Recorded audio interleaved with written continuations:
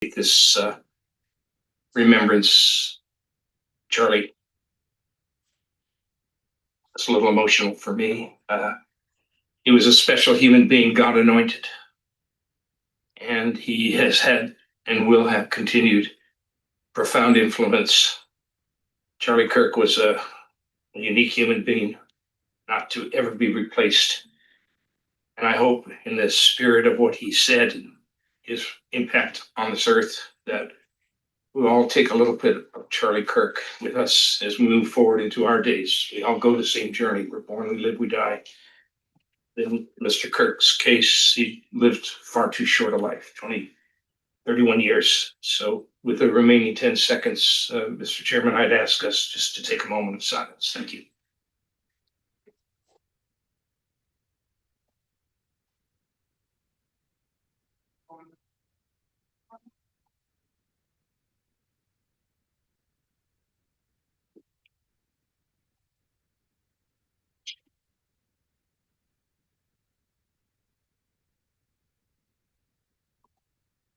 Thank you. Good call. Roll call, please. Recording in progress. Commissioner Schmidt? Present. Commissioner Evans? Present. Vice Chair Nehmer? Commissioner Shepherd? Here. Oh, here he is. Come on.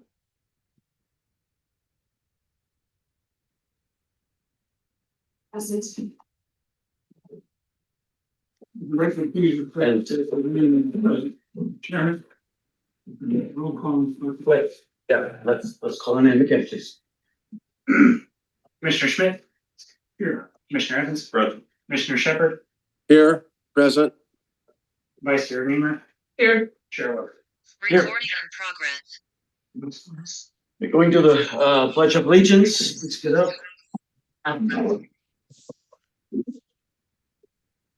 Pledge allegiance to the flag, United States of America, to the republic which stands one nation under God, indivisible, with liberty and justice for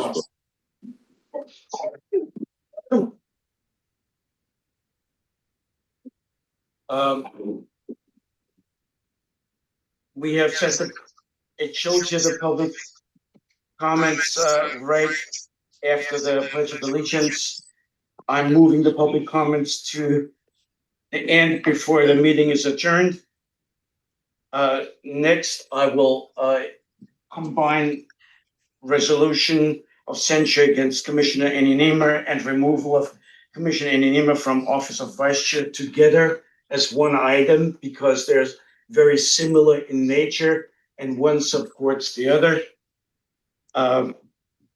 However, I have it on the agenda as such. Should the board decide they want to have it in any different way, they might agree with one area, they might not agree with the other area. I want to give them an opportunity to potentially have that difference of vote. But for right now, they're both be put together. Next, I would like to remind everyone present that this is a harbor business meeting. As it is in real life, not all events are positive and easy. Sometimes difficult actions must be undertaken to run a business. It is no pleasure of mine to attend today's meeting, but it is an absolute necessity. Today's meeting is all about rules and consequences.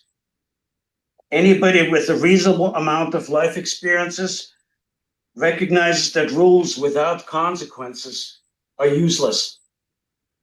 From there, it follows that a society or an organization without effective rules will fail no matter what. In this spirit, I have brought forth my report of the chairman, and I hope all of you had a chance to read my draft and make up your opinion. This is just my opinion that I put forth in conversations with various staff. I was able to compile this. So with this, I bring it forth to the various commissioners to have a discussion on those 2 points. Who wants to go first? Please go ahead. Thank you, Mr. Chairman. I'm gravely concerned about this procedure. I feel it's entirely and wholly inappropriate here at this time. Okay, the notice requirement is defective. These are serious allegations with serious consequences. And I got notice of this meeting sometime around 6:41 yesterday afternoon. And the packet, short time later. That's simply not enough time to give Ms. Nehmer a chance to review the materials, develop a response to the allegations, organize perhaps representation by counsel, and have an adequate opportunity to respond to the allegations. Now, with respect to your report and your allegations, you said a moment ago that it was just your opinion combined with facts. Okay, how much is opinion in your report? How much is opinion? How much is fact? How much? Yeah, I'm looking at our bylaws. And I want to defend our bylaws, actually the bylaws that Ms. Nehmer had contributed very early on. And I feel that those bylaws were violated in that way that I have described. And this is my opinion. And since I'm only 1 out of 5, I wanted to make sure that you have the opinion as well to agree with me or not. well, before we go to that level, I think it's important that all of us, particularly Ms. Nehmer, understand that you are making these accusations based on knowledge and the law. Right? If you've ever gotten a traffic ticket or any kind of citation, you'll recognize that the accusing officer always signs his name to the citation under penalty of perjury. I think it's appropriate for you, sir, to sign your charging document under penalty of perjury, so she knows who's responsible for the statement. I just want to point out to you, this is not a court of law. We have rules, and the censure does not carry any prison term or any significant result from it. A censure is something that Vice Chair Nehmer can wear like a crown or a tiara from now until ever. The vice chair position has been, as of right now, meaningless. Why? Because I have been around. I haven't been absent. I've run the meetings from the very first day. So therefore, in effect, all of those actions that we're taking are just a slight, albeit embarrassing, maybe, but they're a consequence without any real sting to it. Well, let's talk about your running of the meetings here.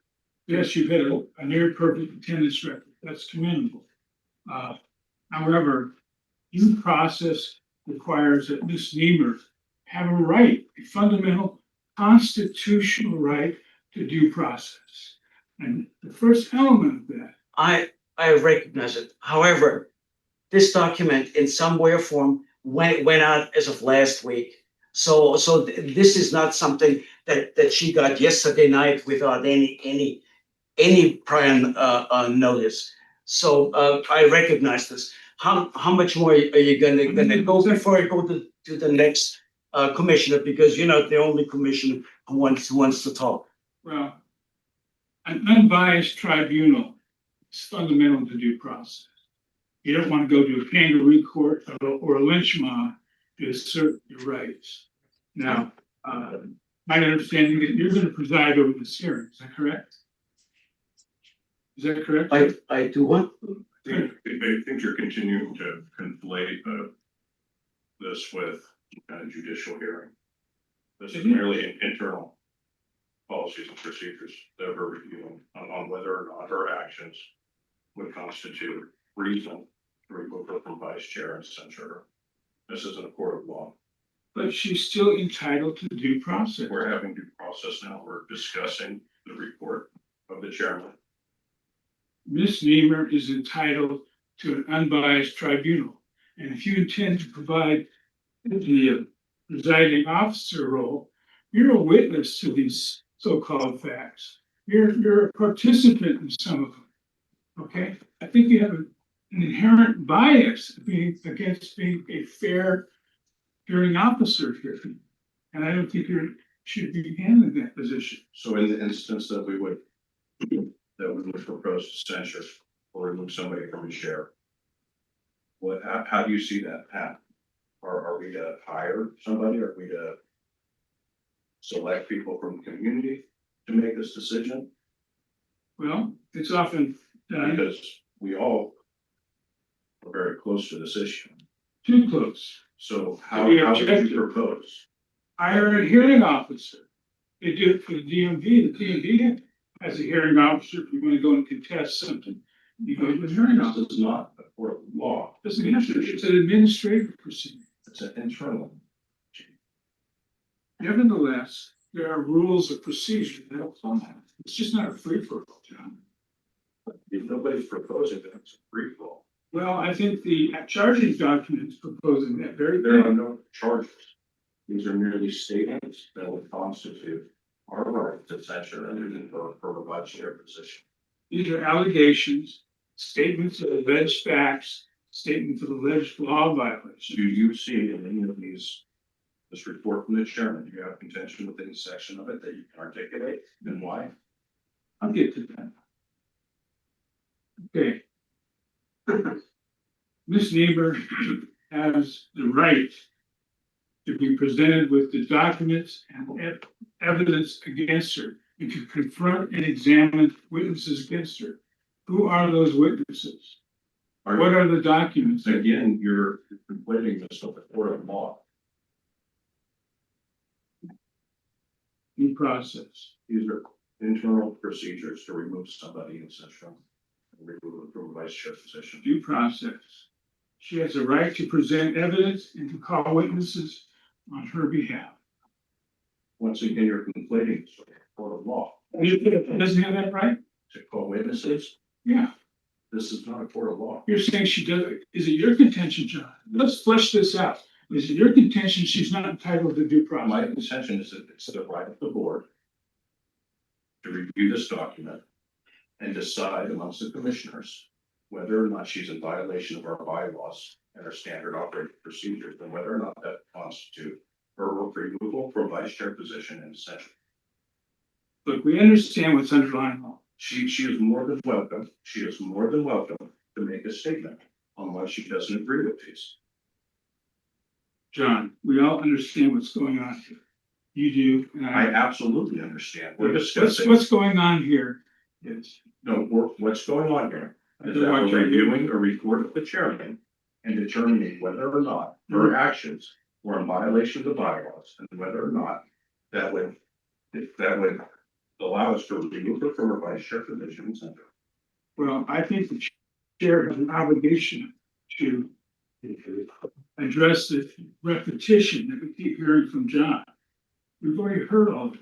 I'm telling you, sir, that Ms. Nehmer has the right to face her accusers and cross-examine witnesses against her. We're all here. Cross-examine, this is not a court of law. This is a board action. Chair Weber, may I speak in? Yes, why don't you jump in, Rick? Yes. What I'd like to happen is first of all, I didn't like the idea that they were separated, the votes were separated between the two agenda items. But I think the best way to start this would be to get a rebuttal from Vice Chair Nehmer.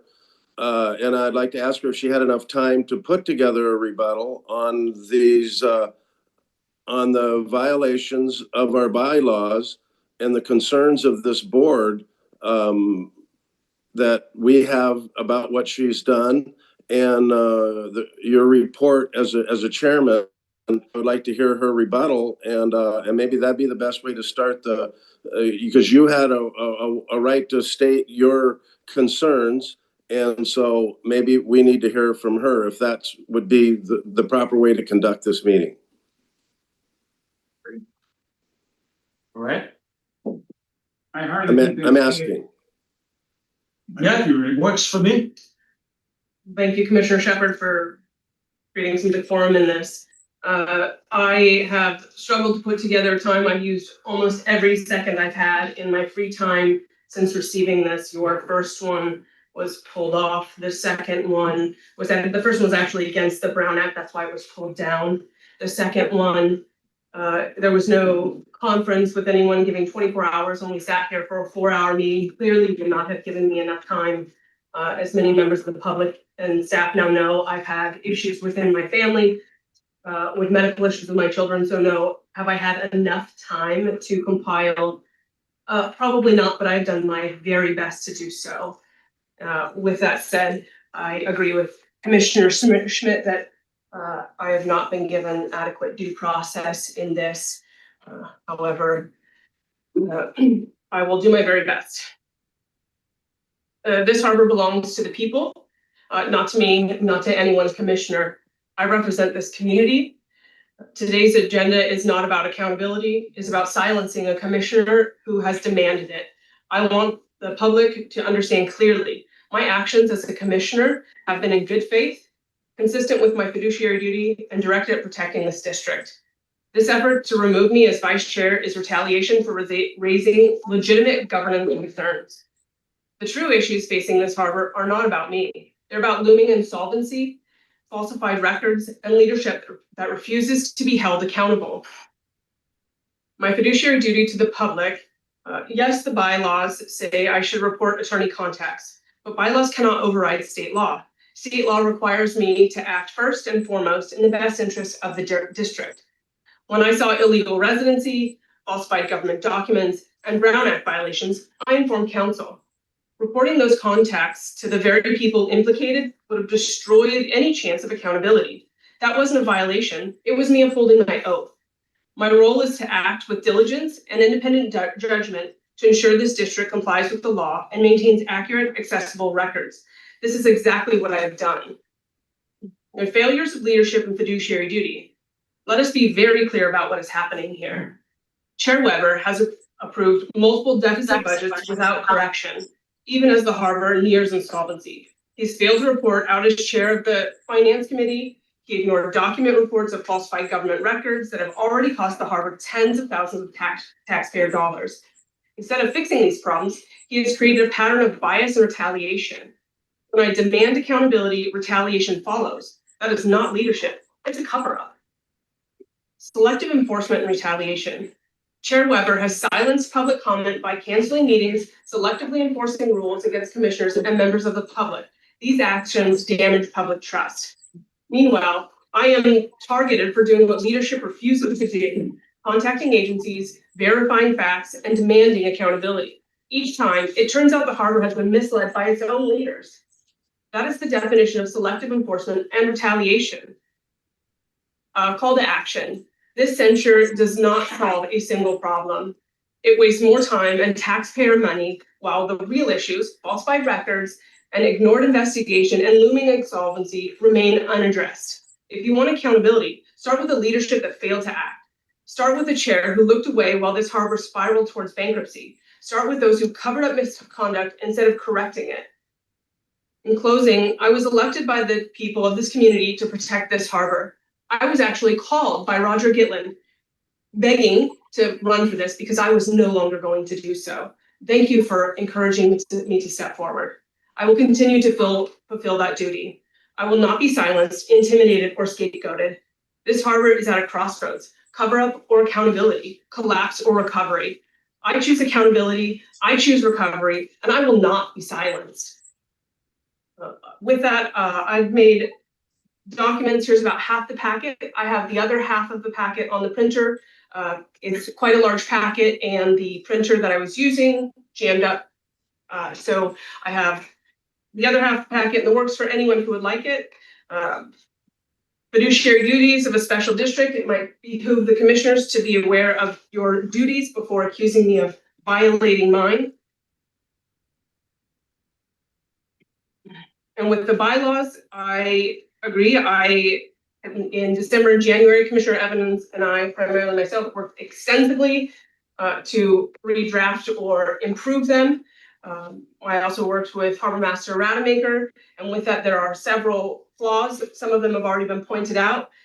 Here's a document that can be passed out to the public for some of those issues that need to be corrected. Namely, they are giving the Harbor Master more oversight than he should be provided, diminishing oversight of this board. I believe Commissioner Schmidt was referring to something that should look like a charge sheet like this instead of an opinion, which is a fact, an exhibit, an interpretation of the law, and your opinion. I have created one of these on each commissioner that I will hand out. It's like the copier.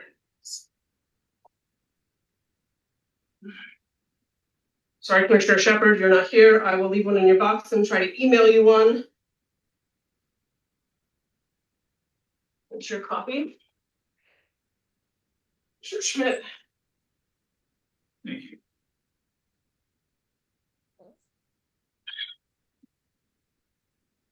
For the first half of the packet, here it is for anyone in the community that would like it.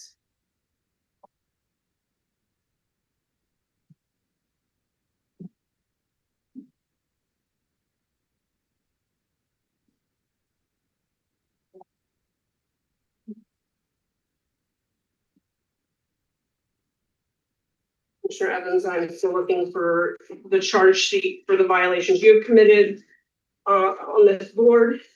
So while we are throwing stones at me for attempting to smear me, because this really has no ramifications other than trying to make me look bad in the public, because again, I've never had to step up as chair. There's a giant smear campaign against me to attempt me to step down, resign. That is not going to happen. It's not going to provide a cover up. And Commissioner Evans, I believe that your copy may be what is in the log jam at the mailroom. So I will present that via email and to the board at a later time. With this, we can begin with the February 4th meeting cancellation. Commissioner Weber decided unilaterally to cancel the February 4th, 2025 meeting. There were a couple justifications to give it. It's an email in the packet. I adamantly I pleaded with you not to cancel it because we had other agenda items to discuss, namely the hoist with Ocean Gold and Fathom Seafood. However, that is not what you stated. You canceled that meeting. You're signed. Nope. Nope. I'm giving No. you, I No. just let No. you know, No. I'm giving you plenty of leeway No. to talk out of agenda This is area. not out of the This agenda. is not on the agenda. But I'm Point of giving you order, plenty of leeway. Please. No outburst. Oh, yeah. This packet details many of the concerns that are in the allegations against me, reaching out to outside agencies and reaching out to counsel. This one in particular, I did reach out to counsel. That is not in here because it's attorney-client privilege. However, the emails among us are in this packet. This meeting specifically was canceled as a cover-up to prevent public from talking. Your words, not mine. Thank you for violating First Amendment rights. July 9th, you again canceled the meeting. I again very clearly proved agenda items. You violated the bylaws by canceling the meeting. Justification was that there were 2 meetings in the week. However, we've had an incredible amount of special meetings lately. So it doesn't, first of all, it doesn't pass the bylaws test. And secondly, the word is that you were trying to create space between the June 25th meeting where the board voted 3-2 on Harbor Master Rademacher's comment, the articles that were published in the triplicate and creating space for the board so that they didn't have to take heat from the public. That's why that meeting was canceled, not for the bylaws. July the 31st, we were supposed to have a meeting agendized for the July 23rd meeting. That meeting would have been perfect. Commissioner Nehmer, I understand what you put together, and I will be reviewing it. However, I believe the agendized item is to discuss the report of the chairman, not make accusations in other areas. Can we stick to this report? Can you realize? They all skipped the cancellations and the lack of transparency. I'll skip the budget report because I didn't reach outside agencies for that. Approved budgets prior to us taking commission that were in the deficit. The public comments violating, refusing to address it, violating First Amendment rights. The unauthorized finance charges I presented to the chair that were ignored. More First Amendment right violations. More violations, Harbor Master approving contracts, not the board. Harbor Master trying to conduct a serial meeting.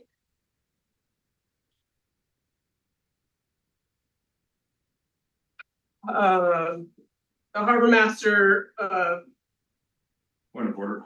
I'm getting there. Chair, I think we're getting there. this seems to be very scattered. Maybe No, if we it's just go not through, scattered. if we just go through each of these from your report, I think we can Yes. start with number 3, unauthorized communication with external agencies. Yeah. Commissioner. No, She is addressing those. no. You are not going to override me when you are trying to smear me in public. Well, if there's a point of order, do I have a second to? Well, we don't. I'm it's getting there. just. Here's the merely outside bookkeeping. agencies. The Would bond, you like to address outside number agency, 3 right here. and the chairman? No, you do not get to dictate how I can bounce. That's not what I'm attempting. What I'm attempting to do is keep it. Great, thank you The chairman's for your report opinion. over here. I'm still waiting for Dan Schmidt's interruption for due process for You me. stop interrupting me. Point of order. Yeah. You asked me to speak. I Okay. am trying to do Go ahead. You give You asked Danny for an hour to discuss her You contract. didn't. You are insulting me with this. Go ahead.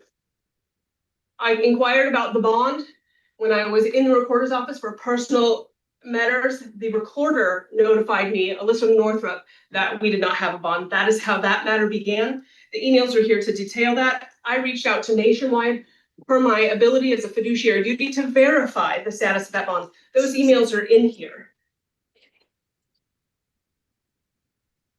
Here is out of order, but here is the charge sheet. Evans.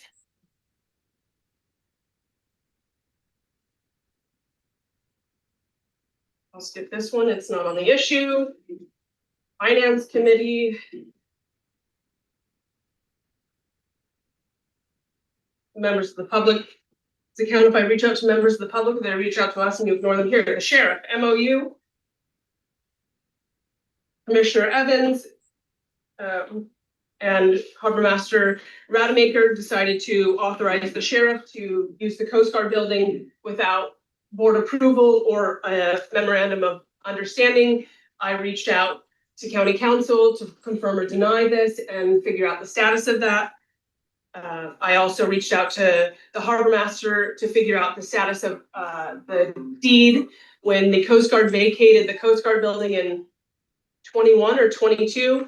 At that time, Harbor Master Tim Petrick said it would take 2 to 3 years to receive the deed for that building. It had clearly been well over that time. So I reached out to GSA. They said they didn't have control of it. I then reached out to several, it took me 4 or 5 different agencies and people over a matter of just 2 days to get to the right person at the Coast Guard building. That individual was very cooperative, Stephen Hines. As most people know that with the Paul Boylan has been representing me. He encouraged me to have the harbor master take over much of the responsibility of that, since I stopped following up on the amendment needed for the Coast Guard building. 0 movement has happened, therefore we cannot garner any revenue from that building, and said the harbor master gets to live and work there. without a lease or board, official board directive. So there's an outside agency I reached out to. The tribunal that is happening here today began under a resolution adopted in June of 23. That amendment to the bylaws was established by the board back then to try to silence then Commissioner Brian Stone. So this is not the first time it has been done. However, Brian Stone was never tried to be censured. This would be the first time. In my opinion, it may go along with the pattern of the chair trying to silence females in the community, a very clear bias on your behalf. My USDA outreach, another outside agency, when we were abruptly presented with the final budget June 25th, 2025 at the last meeting before it needed to be at least preliminarily approved so that we could continue payroll. The next day, I woke up realizing that along with the budget not being accurate, also staff told us that they had reviewed the documents for that loan without providing verification to us or any evidence of those documents. Again, our fiduciary duty to see those documents before believing. I'm allowed to trust you, I need to verify. The office did not have those loan documents. I reached out to USDA to acquire those loan documents to verify what I had been told and ensure that I was upholding my fiduciary duty to myself and the public. Many of you have seen a lot of those emails. Thank you, Sandy Moreno, for passing a lot of those out. You failed to pass out the very first ones. That's in this packet.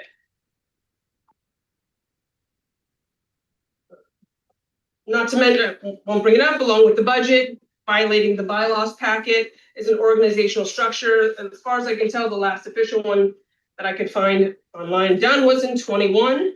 So thank you, Harbor Master, for taking over that board responsibility for the board without authorization. Lease buyout of the Abalone building. Going back from before I was here, I was on this board, but definitely when I was in this room, 2022, this commission voted to buy out the lease for the old Abalone building of $80,000 in the benefit of traveling officials to live there.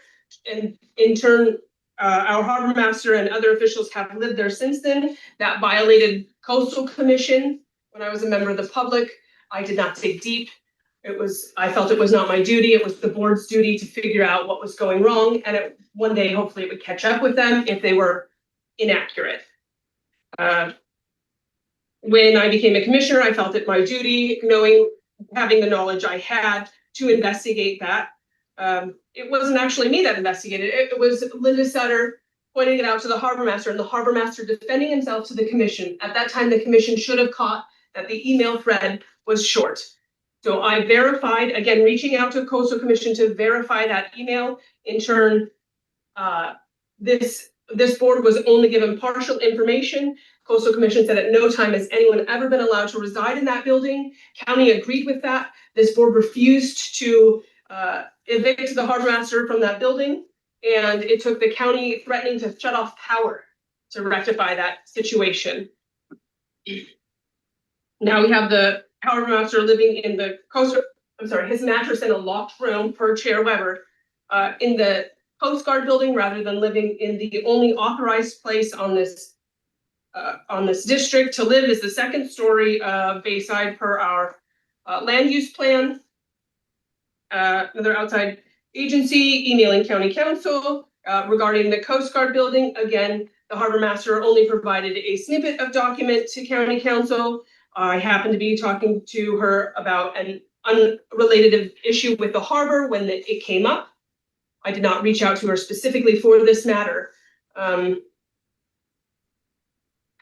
that we discovered that she did not have all documents, so I forwarded her all the documents. That's when we learned that, and she learned that per the Coast Guard agreement we have with the Coast Guard, no one outside of the Crescent City Harbor District is currently allowed at the Coast Guard. Once the amendment is complete, then we can rent it out to other, hopefully, law enforcement agencies. However, again, since it's been left in the hands of the harbor master, it has not moved. Another outside agency back in January, realizing that being a member of the public and having years of history here, there had never been, in my remembrance, a second insurance quote for a very sizable insurance policy. I asked for permission if I could reach out to my insurance company who provides vessel insurance for me. They confirmed they have also provided harbor insurance and that they would move forward with documentation with the second quote, as long as we provided documentation. Over the months, I tried to get second insurance quote. Staff refused. It was supposed to be agendized at the last meeting. It still hasn't been brought forward. So again, trying to save the harbor money or at least get the harbor completely covered.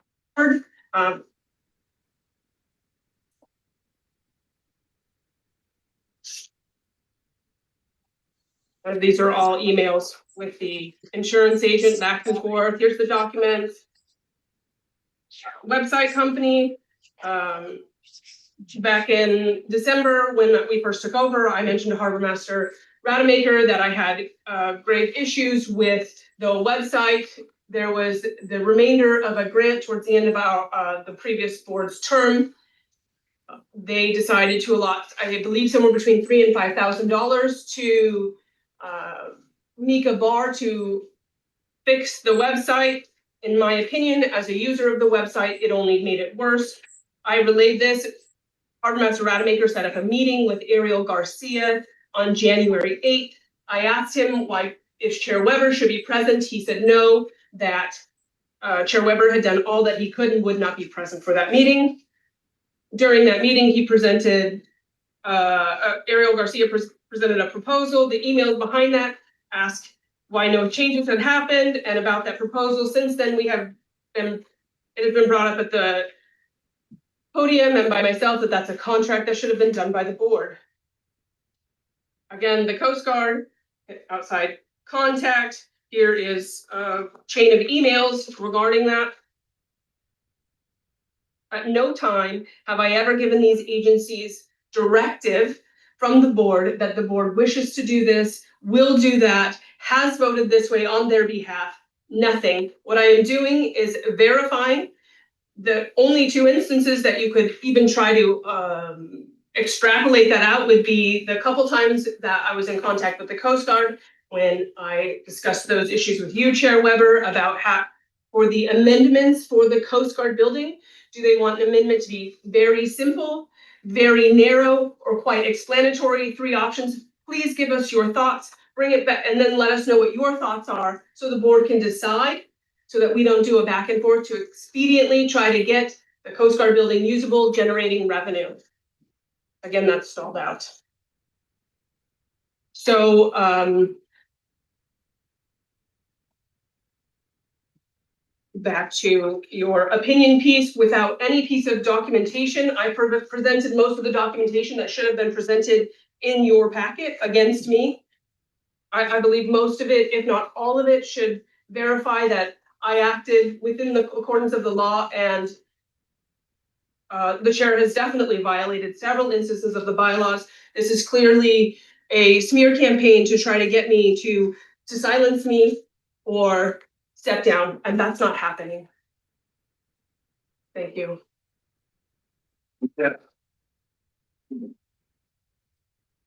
You're looking out for.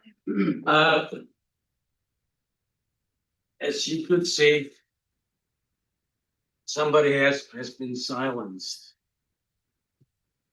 for quite a while now in this meeting. Somebody was not prepared, as I've heard from Commissioner Schmidt. Point of order. Point of order. Excuse me, I'm Humiliating responding. members. I address the public on your issue. I'm responding to you. No, I have not gotten any notice on this.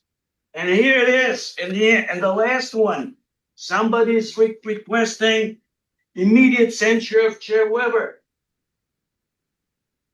Let's do this. This is, You asked for it.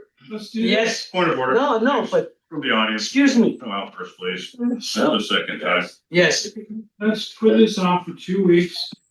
She can present, no? You put it on for a week already. We had on 2 agendas last week. Put it out so you can get everything from her that you need. She get everything from you that she needs. That's how it's supposed to be. That's due process.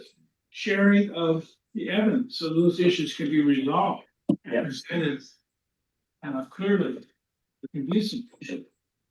Several statements were made about me that were clearly false, unwarranted. And at the moment, I don't have it in front of me to negate what those accusations were. But you know what? I am not on the agenda. And so therefore, it's not of any consequence. Now, Rick, do you have anything that you wanted to say at this point? Before Yeah, the Coast Guard, am I muted? No, as far as the Coast Guard goes, they're still using the antenna out there. And so they can't complete the transfer. But I don't really think they really care what we do with that out there, as long as we can't make money out there. If we wanted to house somebody out there, I don't see a problem with that whatsoever. He's not paying for it, paying the harbor. You know, I don't know. All this stuff is just so hard for me to deal with. You know, the abalone building, that was just that was horrible. I thought throwing staff into the street. But you know, she's verifying how she did it, and I just don't like working that way. I don't like what we're doing right now, and so I had some speeches written to address both circumstances. But I will say that I support Chairman Weber and his report concerning the violations of the bylaws and the board principles, bylaws, and Nehmer helped rewrite herself. But and my concerns is factually stated. I think all the concerns that he has put on here are factually stated by actual violations of our bylaws and have violated Vice Chairman Nehmer's fiducial duty to the citizens of Delaware County. I think her actions are not doing her fiducial duty, and I think it's harming the board. I think it's harming our negotiations in a lot of different ways. And I support your report here, Gerhard. But you know, I have a real hard time supporting censoring people. I have a really hard time having somebody step down from a position that she's only going to hold for 3 months.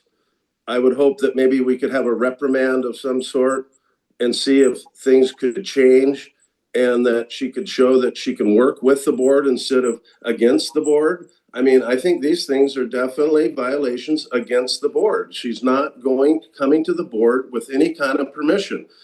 The USDA communication was totally out of line. She knew that our harbor master maker, Sandy Marino, were in negotiations with the USDA. What do you think she was? What did she think they were negotiating? I mean, they were negotiating the loan and the insurance, and she went ahead of everybody without even asking me or anybody whether she should do this or not.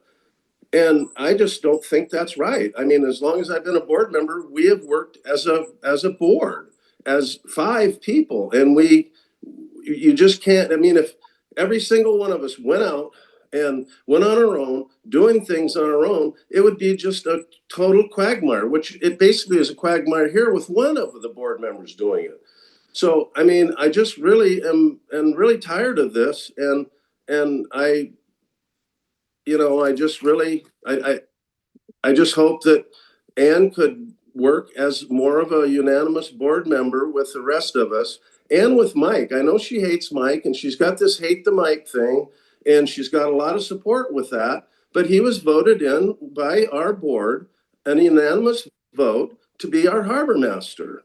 And you have to respect that, and you have to be able to let him negotiate. And I mean, these things are just dividing us. It's such a division of the board that I don't know how we're going to come out of it.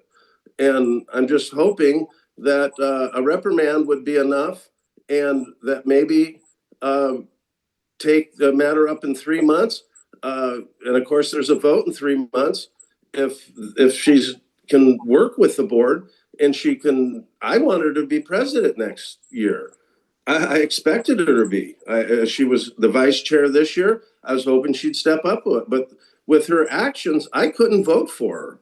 And I'm hoping in 3 months I can change that, and my trust can come back to be able to support her as our chairman.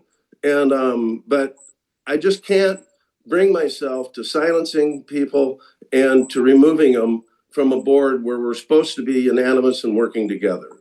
So that's what I have to say.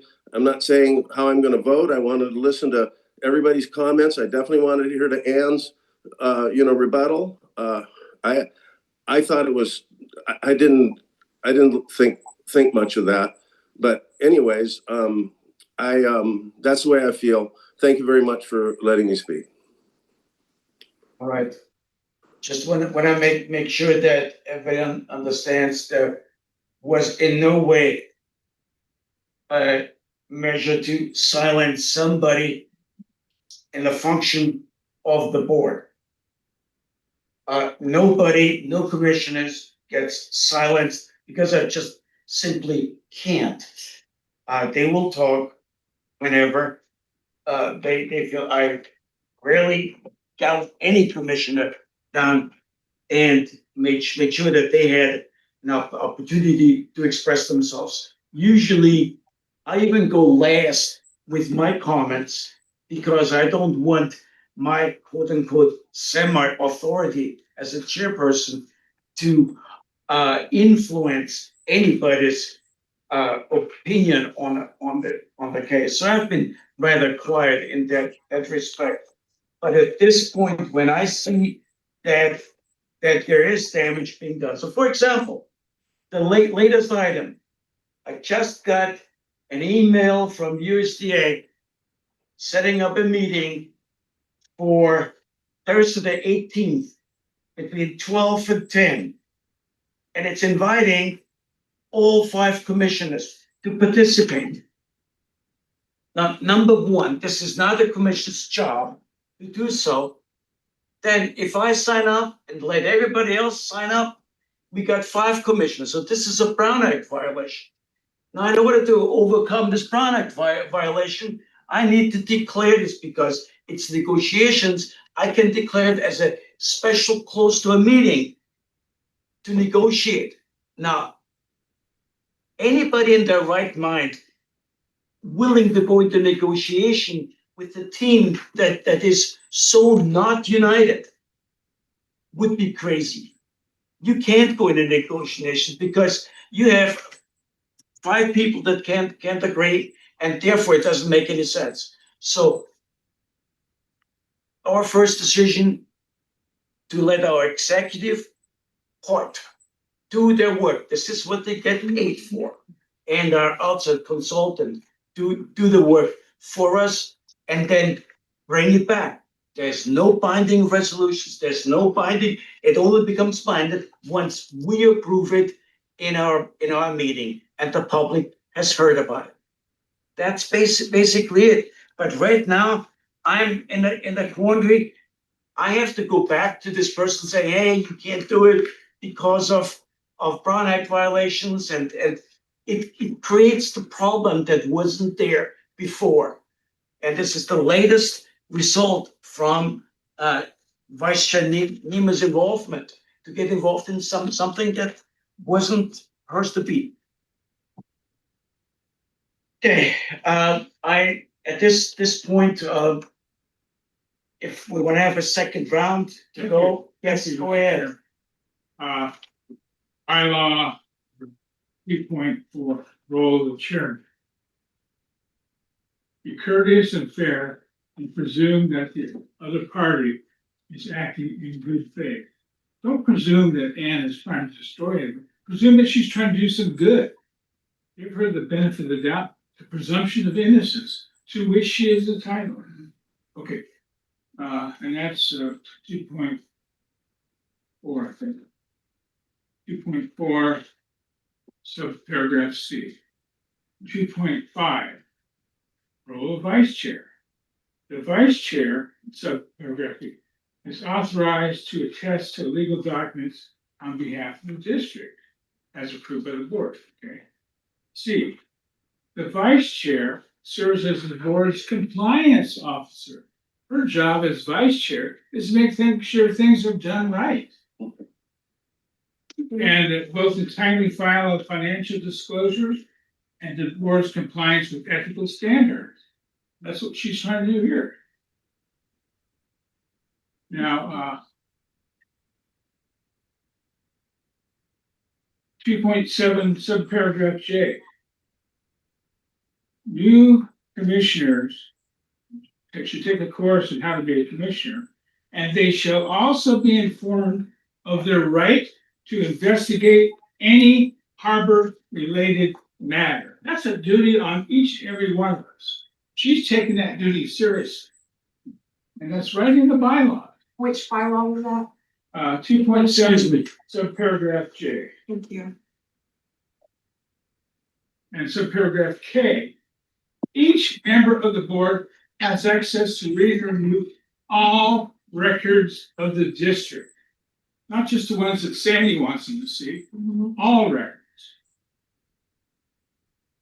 2.8, bylaw 2.8, role of the board, sub A, obligated to be transparent to the public.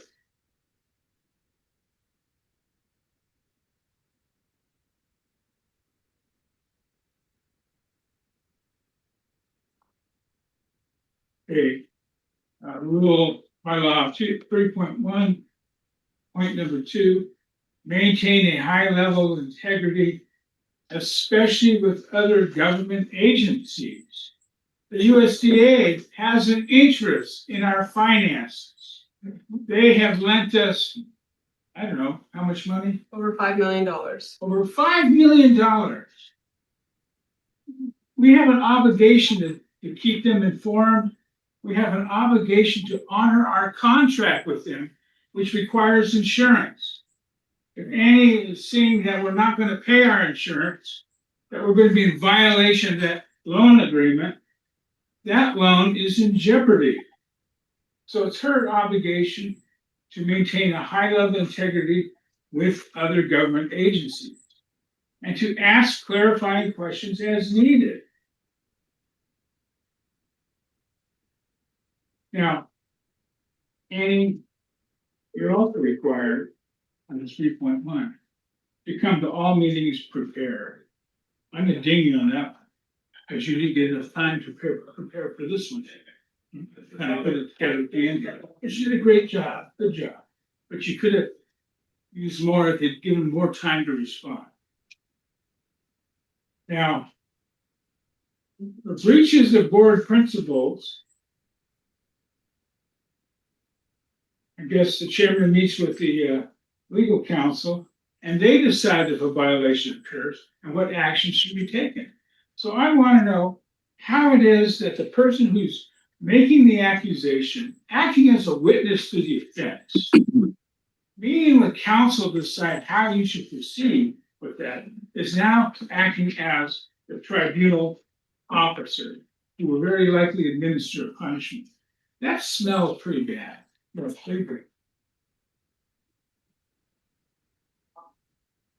Now, Annie took an oath, as we all did, to faithfully discharge the duties of his or her office according to the best of their ability. Well, Annie happens to have a higher ability level than some of the rest of us. And so she's doing a hell of a job of it. Well, some of us kind of sit here inert most of the time. So we've got to be careful here. We can't tar and feather Annie because she's done a great job up here. She's done a fabulous job. She's brought things to the attention of the board and the public that they need to know. Let's support her in that effort. Be thankful for it. Don't condemn her for it. Let's be thankful for it. And there are other consideration. But the main thing is Annie is entitled to the benefit of the doubt. She's entitled to the presumption of innocence, and all their other rights were denied her. But at least going forward, we can agree with what Rick said. Maybe censure isn't the right remedy. Maybe there's a less harmful remedy. Less harmful. And I'd say that she's already received that punishment. She's been hailed before this commission. It's been on the agenda for 3 different times. She's had to listen to Sandy for half an hour, brag on her. So that's enough. Enough is enough. Let's move forward. Mr. Gerhard, sir, let's unify this commission. Let's work together, beginning right now. Let's work together, not to tear her down, but to get past it and say, okay, all right, she got the word, she got notice, she's had to go through the motions to respond. She's learned her lesson. Let's move on and get on with the business of the board. Thank you, sir. Bob? Yeah. So I prepared a statement, but I'm gonna forego it at this time because it raises other concerns that I have about Annie's actions. And I voted for Annie to be the vice chair, so it's of no comfort to me to sit here and have to agree with this report. But I have to agree with Chairman Shepherd that the nature of the board is to work in unison and define goals and to direct the harbor in that direction. And I agree that Annie has acted independently outside of the board, and I believe that's what this report is reflecting, and that we can't do business that way. One of the areas that I'm concerned with is that as a board member, when we're contacting outside agencies, we need to be very explicit that we're not representing the harbor district or the board as a whole and not representing the will of the board. So I have concerns that Annie hasn't been doing that, and it's caused outside agencies to have confusion on who they should be dealing with and negotiating with. Commissioner Shepherd brought up a very good point about if we all conducted ourselves in that way with outside agencies, it would be absolute chaos. Commissioner Nehmer can contact the USDA and say that the board, wants to go one direction. I can call them back and say that the board wants to go another direction. It would create absolute chaos. So consensus of the board is a priority.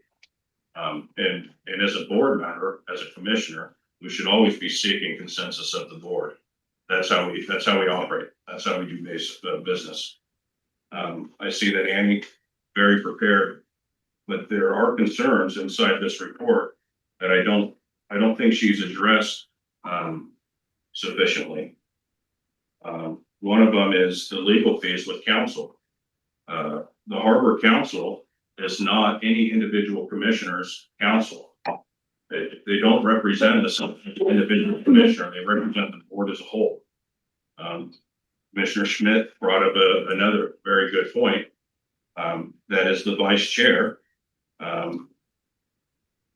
She's the compliance officer for this board. We have situations where instead of coming back to the board and trying to correct a Brown Act violation as a whole of the board, that she submitted litigation against the very board that she serves, costing us thousands of dollars in litigation fees. I don't think that's a good representation of what a leader of this board should be doing. We should always be striving to make each other better and make sure that we're serving the public's best interest, not incurring unnecessary legal costs. As far as the undisclosed consultations with general counsel, I brought this up a couple meetings ago, that if any commissioner contacts legal counsel, that it needs to be reported back in closed session if it's sensitive. Ms. Nehmer's statement that it's a conflict of interest and that it's an attorney-client privilege Why? If it's affects the board as a whole, and this legal counsel is for the board, it affects all of us, and it should always be brought back to the board to determine whether or not this legal counsel, one, was necessary, and two, how do we correct issues? And I think we should always be coming back to the board prior to initiating litigation. Commissioner Nehmer, on numerous occasions, she has stated that she's for full transparency with the public. And I agree, we should be fully transparent with the public. However, Commissioner Nehmer also filed litigation against this very board to keep an HR investigation from going out to the public. Why isn't it out in the public? So just because we don't like that information doesn't mean we keep it from the public. And I'm a staunch advocate for that. And I think I've proven it. All information is for public consumption if it affects your guys' decision making and how you direct us as a board to move forward. My idea of this is that, potentially go through each of these items and discuss them. It seems like we kind of did a shotgun approach, and I don't think we have a very clear view on Commissioner Nehmer's rebuttal to these items. So I have to agree that the censure should not be taken lightly. Removing somebody from their leadership position on this board should never be taken lightly. But it is something that, that we are right now discussing. Once again, I have to agree with Commissioner Shepherd that this report, after reviewing it, is accurate. Some of the issues have been ongoing.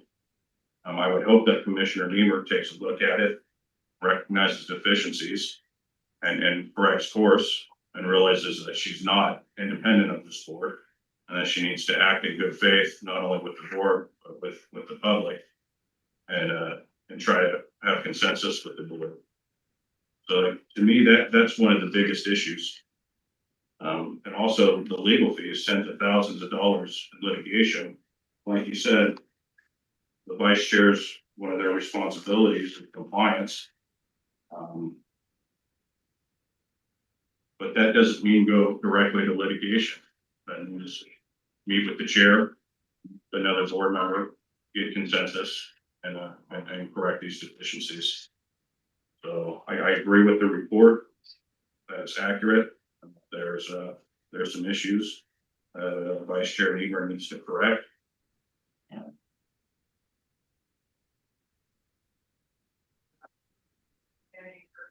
10 seconds. And He's done. Are you done? I would hope that this is a cautionary tale for all board members, that working independently is against the spirit of our bylaws. And I have no doubt that Commissioner Nehmer understands those bylaws and understands the spirit and the letter of those bylaws. Like I said, I have other concerns outside this report that I was going to bring up. I think it's appropriate at this time, and maybe we can address those at a later date. I'm gonna have a couple more short comments before I bring in staff for more detail on some of the issues. Yes, go ahead. Bylaw 6.2, subparagraph B. The board recognizes and affirms the right of individual commissioners to consult directly and confidentially with general counsel on district-related matters. Bring those matters back to the board in closed session. So don't pick and choose. We need to take it as a whole in the spirit of the bylaws. If you consult with legal counsel, the bylaws are clear that you're supposed to bring it back to the board in closed session. That's a way for us to maintain some kind of oversight of our legal fees. We had these problems, excuse me, I'm sorry to interrupt, but we had these problems several years ago. And that bylaw was put in there for that reason, because we had a board member that was exhausting a tremendous amount of money talking straight to the council when he didn't need to. It needs to be brought in front of the board and then in front of council, not as an individual commissioner. There's point one of board principles: work only as a board with no independent, tangential, or hidden agendas. Always strive for consensus, remembering unanimity is not required. It's very clear. We're supposed to work as a board, and our job isn't to force people into a decision with litigation, but to strive for consensus and to convince the rest of the board that that's the direction that we should be taking. I'm finished. And again, that is to save us some money, because if every individual one of us went to our council every time we had something to some concern, it would cost us, and it was costing us a tremendous amount of money. And we put that in the bylaws strictly so that we could discuss the issues amongst the board and then take it to our attorney, our counsel.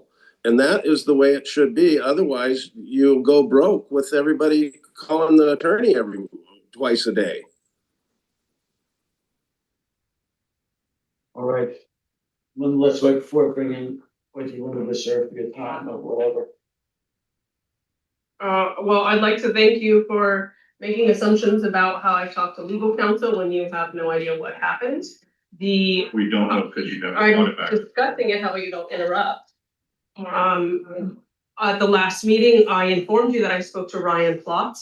That is the first time I spoke to our general counsel via telephone. He requested that I call him. I informed the board. The first time I spoke to Ryan Plott was after the meeting here, when you may or may not have been aware, and he took me upstairs to talk to him. Yes, if any of us wanted to speak to him after that meeting, there are emails, a few of them here and there where he has been CC'd to be made aware of the legal issues that are going on, because I believe that he is being kept in the dark about them.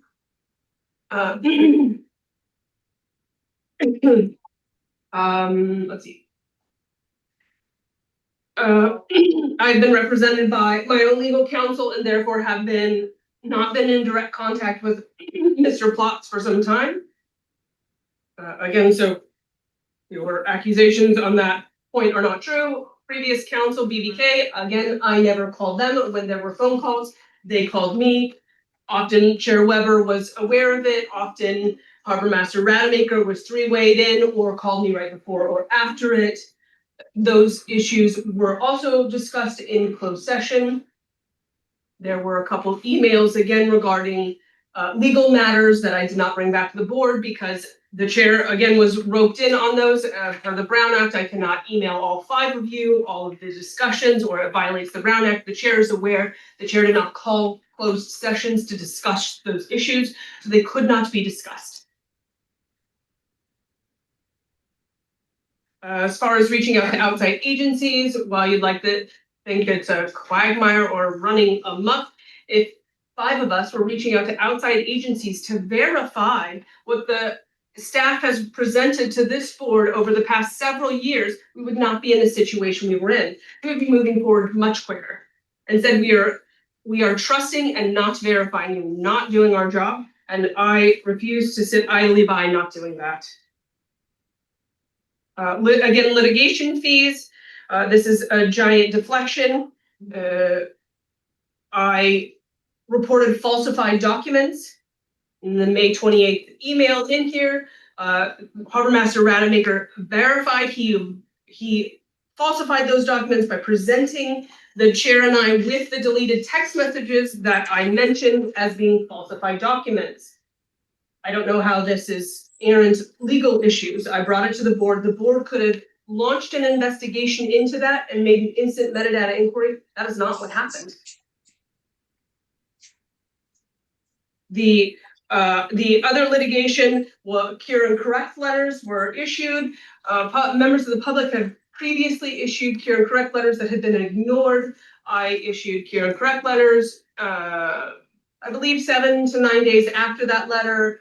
I submitted the second pending litigation, then litigation, because it was evident this board did not address your incorrect letters, violated CPRAs, during this board willfully violated the Brown Act after I told them they would be violating the Brown Act by doing that vote. Yeah.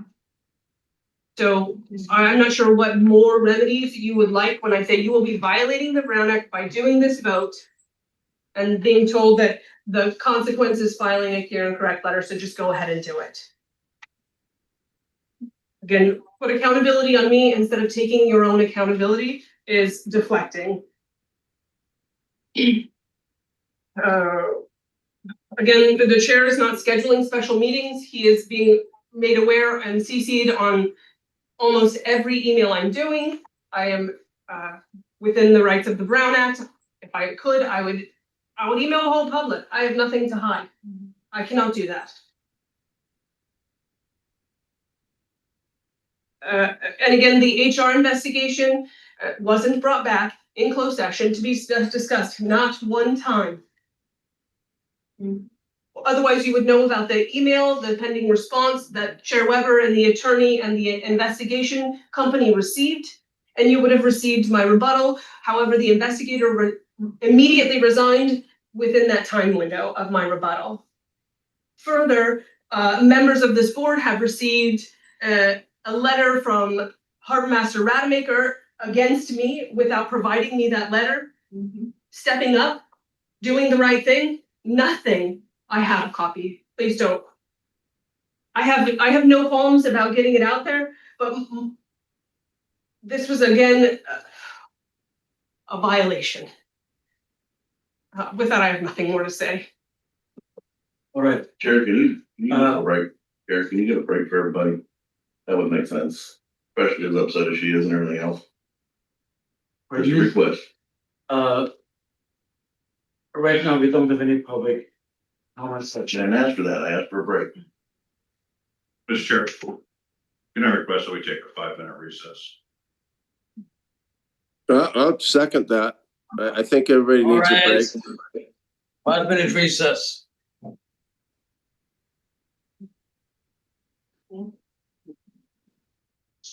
Recording stopped. Need to get range. And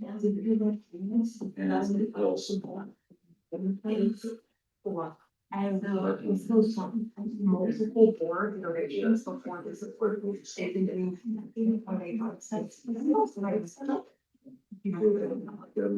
That's just convention.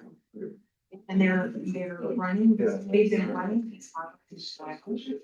And you can.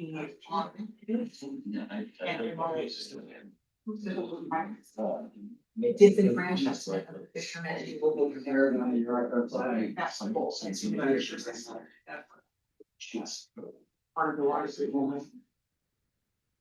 As you felt, that was. That's the old one.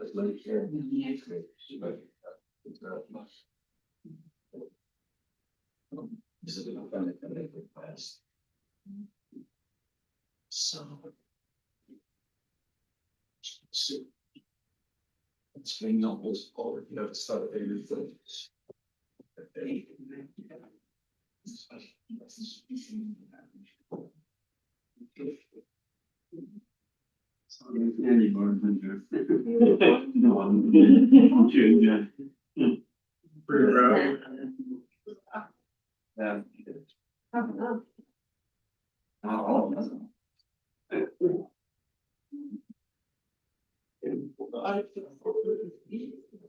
There?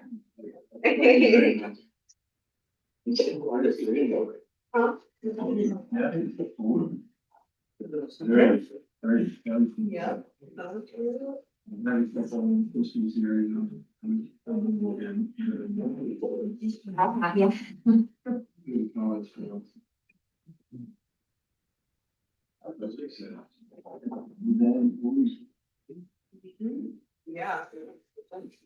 Where is it?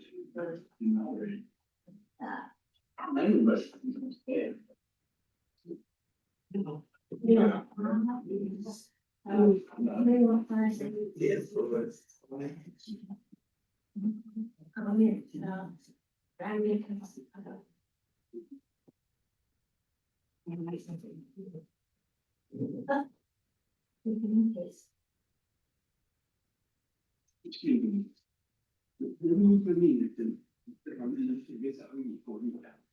made 186,000 last year. He had 2 jobs working the same hours as. So I don't know how that's gonna play out, but it is. Yeah, and Mr. Shepherd feels sorry for him.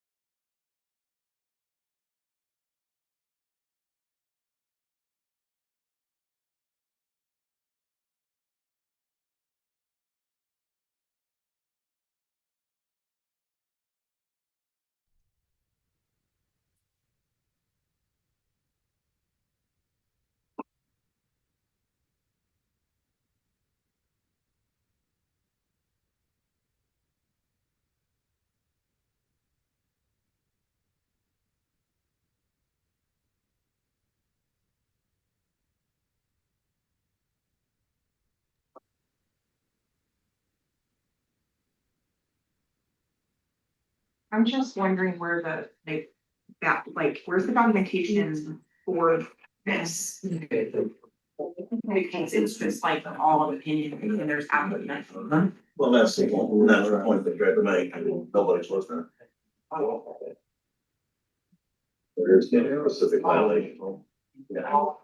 Because you're not bringing back. That's just such.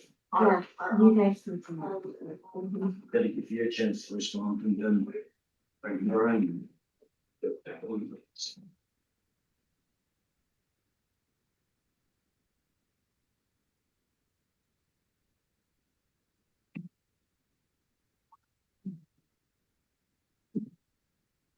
Yeah, 4 or 5 stars. Well,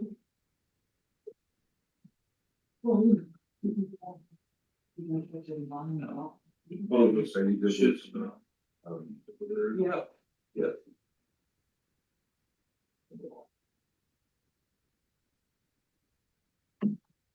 All right. Recording in progress. We are resuming our meeting. My next person I would like to talk about the issues at hand is our harbor master. A point of order, when staff talks out about commissioners, it's insubordination. Staff can fill in with details that are not, have so far not been discussed. Furthermore, Yes. there are outside contractors that will be taken advantage of letting details to be known that help make the point. We don't want words, we want proof. Yeah. It's against the You've law. given us absolutely nothing. This is all assumption and opinion. You're the one who should be Excuse me, resigning. not the board. You've been recognized. This is your first warning. The next warning, you're talking, I have to ask you to leave. So please make sure, do not interrupt this meeting. The meeting has already started. So please. You may have an opinion, that's okay. So. At this point. I want some facts to be known. I don't have those facts at my hand. I need somebody else to present those facts, Sandy Moreno. You might wanna call legal, seriously, Yeah. you might wanna call legal. Oh my God. At the June 25th meeting, we passed a budget, probably a better budget than you've had in many years. Yes, it had a negative amount on it. We showed that reserves were there to cover the negative amount. But that's reality. That's exactly what you looked like at the time we did that. At that time, you had a 3-2 decision to not pay insurance at the time. That's June 25th. In July, I reach out to USDA and I get loan documents from them. I don't get it until 7/28, 7/29. The very next day, we have a tsunami. And we should all note that we are currently under a local emergency and will for many months. I know business. I know how to run a business. I know how to run an office. I think in the last 3 weeks, since the Commissioner Nehmer reached out to the USDA directly on September 2nd, at the June 25th meeting, you guys decided to restrict the reserves so that it couldn't be spent elsewhere, pending if we'd find out whether we needed that insurance or not.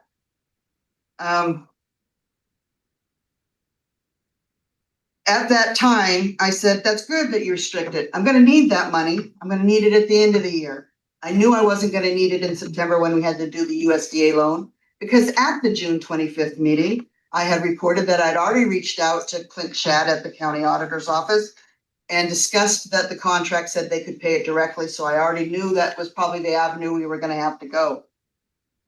I come to the 8/27 meeting. Now, this is just 2 weeks after we're going through all the tsunami stuff, right? I come to that meeting. I'd reached out 3 times by phone and once by email to get hold of Clint Shad and didn't hear back from him. So I didn't have a that I'd already made the connection and I was gonna make that payment happen. Instead, I reported, I've reached out to him. The payment's due on the 1st, which was, 4 or 5 days away. Had a plan to make sure it's all paid. No problems there. But on September 2nd, Commissioner Nehmer reaches out to the USDA, trying to verify, trust and verify everything that I've said. Right after she does that, the attorney sends her a letter. I understand that this is not privileged information. Commissioner Nehmer, while I understand your desire to get clarification on matters regarding the USDA loan, I must respectfully request that you refrain from directly communicating with the USDA and that you instead communicate through the CEO Harbor Master. Mr. Rademacher provided you an update on Friday, August 29th, in which he noted that he and Sandy are in regular communication with the USDA and are awaiting a response from USDA as to options. Mr. Rademacher further stated that a special meeting will be called once he has received formal correspondence from USDA.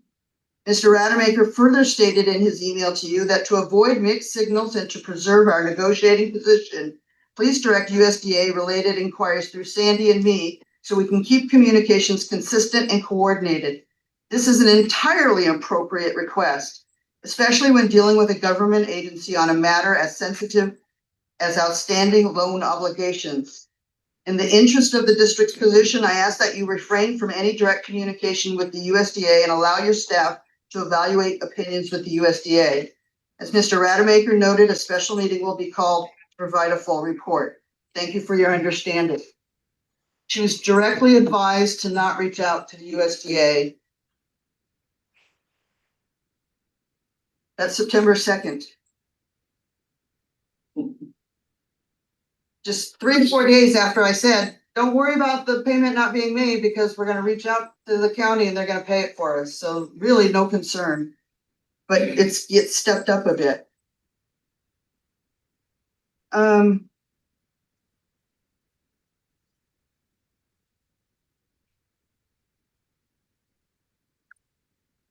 Hey, Mike, and Chair Weber, is council available? Is it legal to have staff intervene in this or not?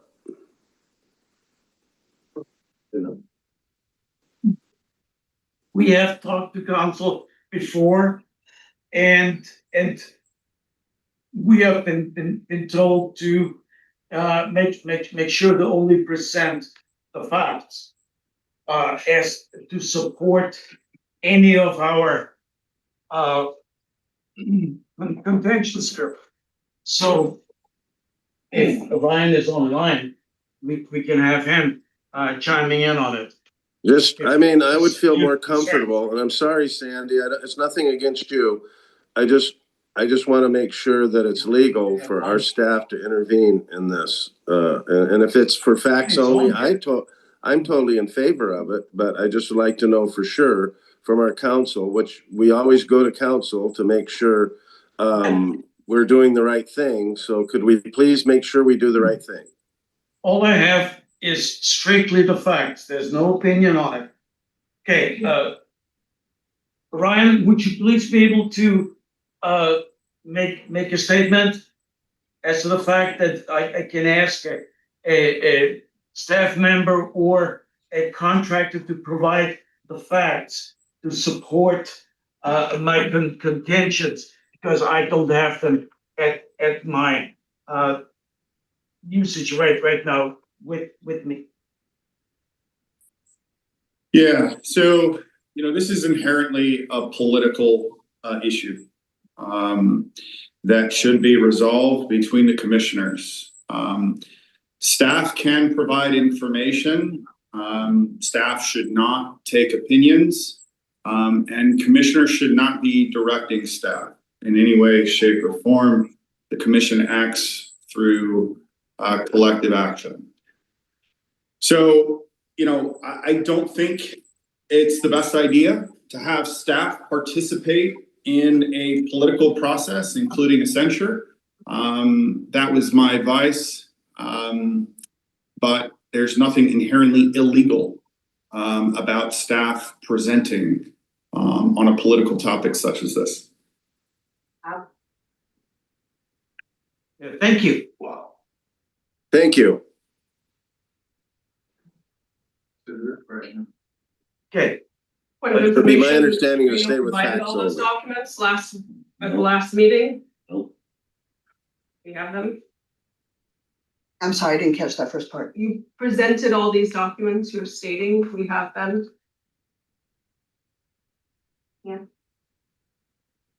They're part of this document. And You therefore, presented them, you could have presented them as part of your packet yeah, I could, to eliminate this. but this is the person who is involved on a daily basis. She's the one who has to deal with it, and therefore her presentation of the facts is probably a lot more complete and relevant than me, because I'm just a board member. Would you please continue Okay. with the facts? So that's all happening at 8:27. We have it under control. 9:2. She's reaching out to USDA, and I've read Ryan's letter based on that. 2 days later, Annie Nehmer sends an email to Mike Rademacher because she set up a state lands commissions meeting.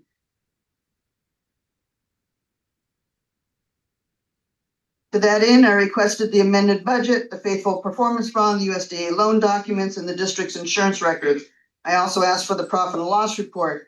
I did eventually receive a version of the P&L. It was reformatted into Excel rather than produced directly from QuickBooks, which raises concerns about accuracy. This is what she's gonna be reporting out to the State Lands Commission. Many of my constituents are concerned and want to know the district's plan for avoiding bankruptcy. I've been advised that as a commissioner, I have a fiduciary duty to be actively involved in finding a solution. If I fail to do so, if I simply sit back and take no action, I could be held personally liable by the very people I was elected to serve. I'm not the only board member who worries about this. The decision to withhold the records I requested has forced me to take steps on my own so that I can demonstrate I did everything within my power to avoid bankruptcy and minimize personal litigation risks if the district fails. Because these issues are serious and unresolved, I reached out to the State Lands Commission. They have scheduled a call with me this Monday, September 8th, 2025 from 10 a.m. to 11 a.m. I want to extend the invitation to my fellow commissioners to participate. If you wish to attend, please promptly notify the chair. I will be attending, therefore. If more than 2 commissioners wish to attend, the chair will need to schedule a special meeting. So she's reaching out to the State Lands Commission. 2 days earlier, she was asked to not reach out to the USDA. 2 days later, she's reaching out to the State Lands Commission.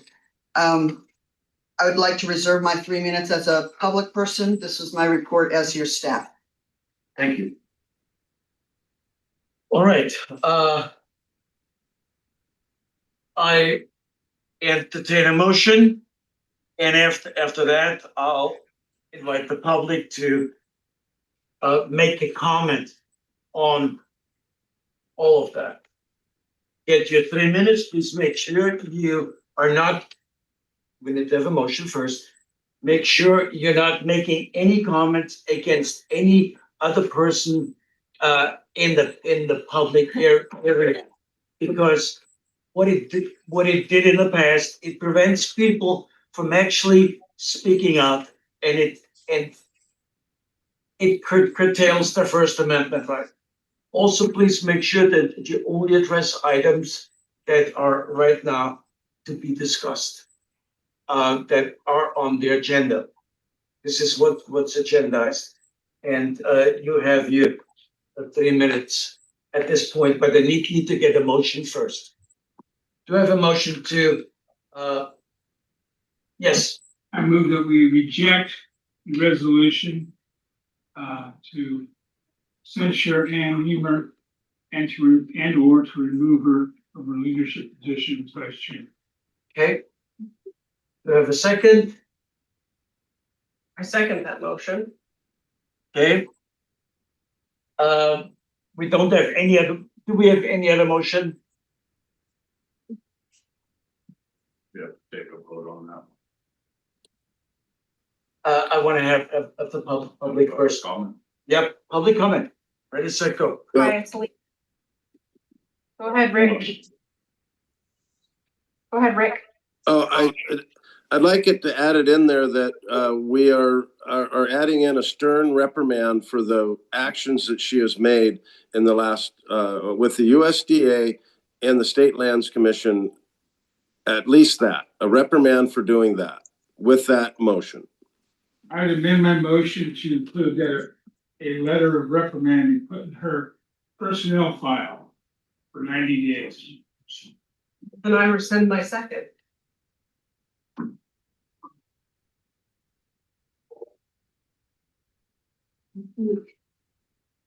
Motion fails. No second. Motion fails, no second. Is there any other motion? I'd like to make a motion. I move to censuring and removing Commissioner Nehmer from her vice chair position based on the report of the chairman. I found no evidence has been presented that she did commit these actions outlined in this report. And that's the nature of this meeting that we're having today. Do we have a second? All right, I second it. The motion's on the floor. Public comment. Hi, it's Alicia Williams. So fundamentally, this is about double standards. Like tons of double standards, and you can't do that. If you guys would just adhere to the bylaws, I mean, the public is the boss here, and you guys ignore us constantly. And then you force some people that actually care enough to go to the court to appeal to their authority to bring you into compliance with the law. Okay, that is you. Okay, causing legal fees. That is not Annie doing it. It is not Linda doing it. It is you, predominantly the chair, because you're the one with the most authority of the board. You also have personal liability, like Annie said, like Sandy just read in her letter, all of you, because you're fiduciaries. Okay, that's a big duty. Okay, you can personally go to jail and be fined. I think it's up to $10,000. Okay. Sandy just made the argument against what you all are saying when she read that letter. This needs to be done. The circus, by the way, for people that don't know, they continually create circuses. Why? They're trying to distract from what they're doing. They've been purposely running this institution, a public-owned institution, into the ground. Why? Why would they do that? To disenfranchise the public and give a reason to privatize. And then the fishermen don't have rights. And any of the public don't have rights. And guess what gets to happen after that? All the land, resources, water, fish, offshore wind, they all get to happen because it's privatized and the public can't do anything about it. And you're trying to disenfranchise women first. And that's part of the bigger agenda. Look up Interior Secretary Doug Burnham wanting to rescind the public lands rule that they just passed in 2024.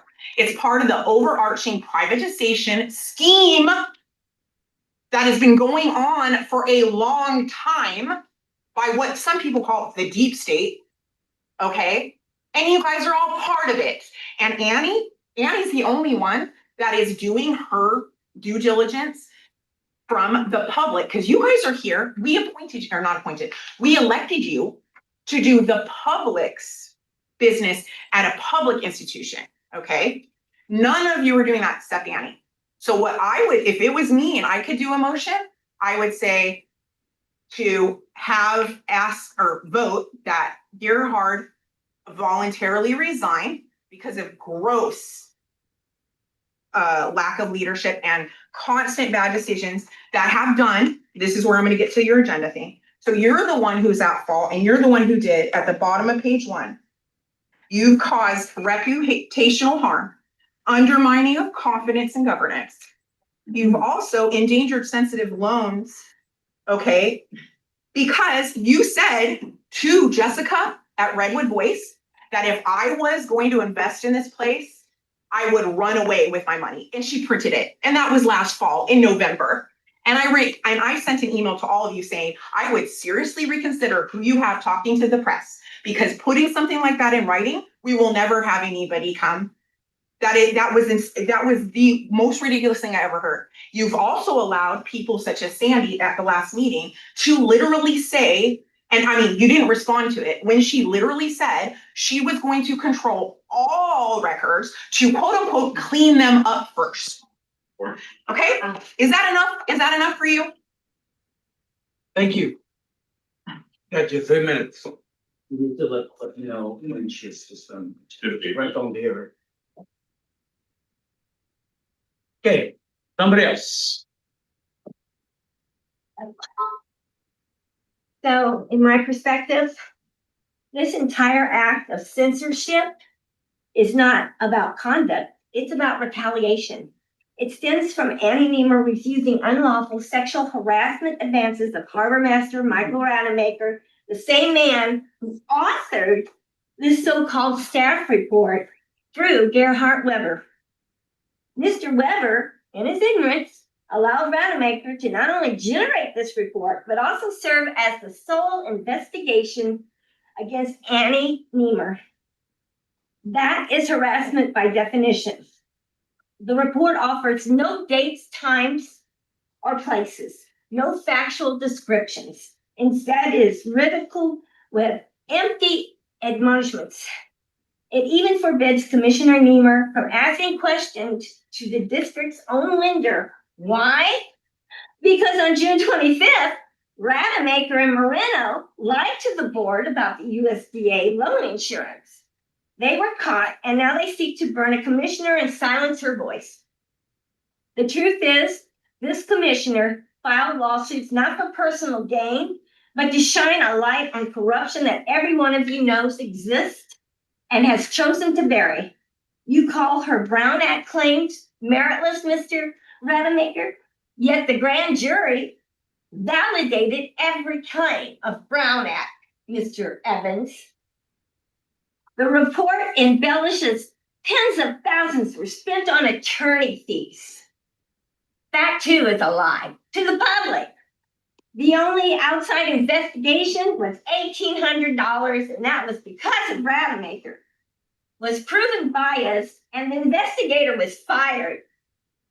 You accuse Nehmer of withholding information from the board when in fact she shares it openly with the public in her reports. Meanwhile, the man behind this charade, Mr. Rademacher, has mutilated, edited, falsified public records, and yet he's investigating her. When in fact, I have proof of what I disclosed. He, Weber, and Moreno, they do not.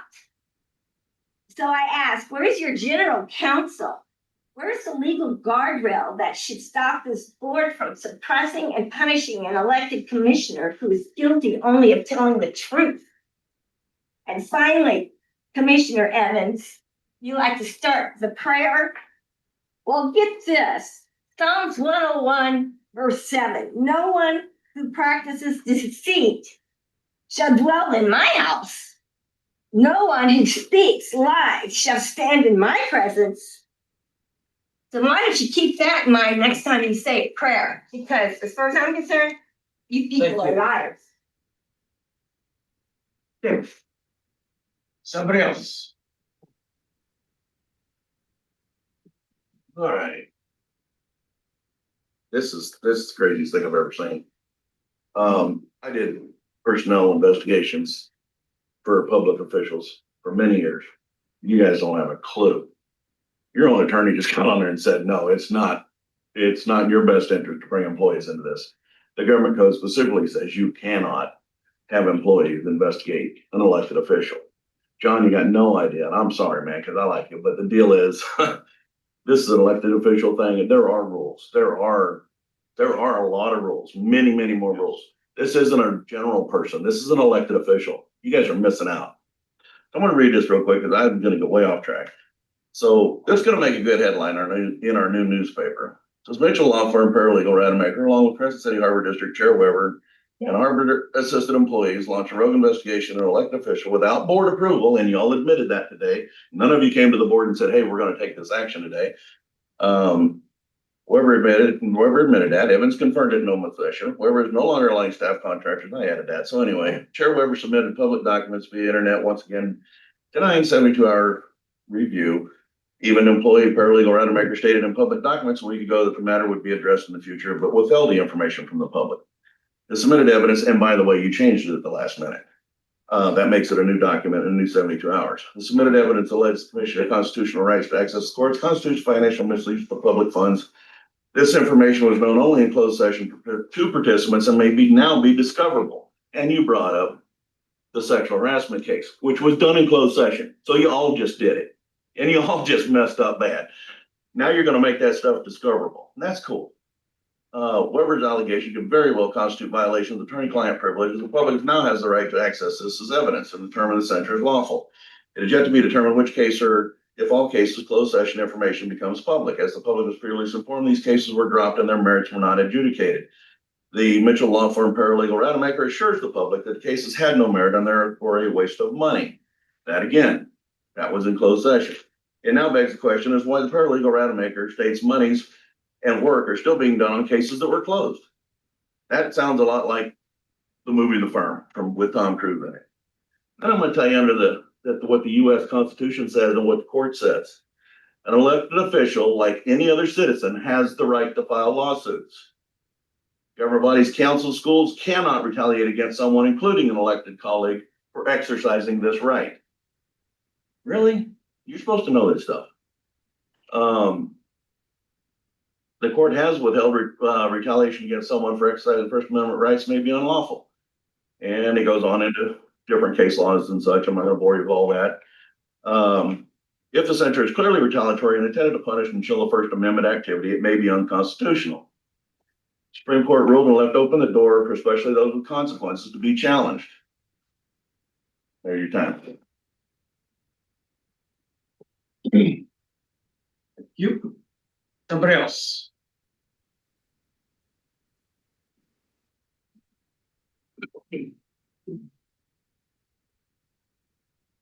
Reprimand. Heard the word used before. Webster's Dictionary. To formally reprimand someone. To express official censure of someone. Reprimand and censure are synonymous. There's no difference between the two. Only difference here, a public agency, and it requires you to do this. You know, when I hear some of these, emotions very high, of course, here's some of these things bandied about. It draws me back to a time when we were electing a harbor master. Only one. It was a 4-1 vote, and Commissioner Nehmer did not agree with that. She was the one vote. So what Ms. Nehmer did is she hired herself an attorney. Boylan is his name. And with Ms. Nehmer's back and forth and Boylan contacting the board, $55,000 worth of added legal fees were there. Because Commissioner Nehmer did not approve of a 4-1 vote. That was the first of many abrogations that you see going on here. Chairman Weber, you've tried, and I know that, and Rademacher, Mr. Rademacher, you've tried to satiate. There's such a public and really quite putrid hatred that permeates this room right here with some of the people in this audience. You can do no right when I know you have. Thank you, Ocean Gold, for doing one of many things that have added revenue. What has this board done to add revenue except take it away? We're not rich.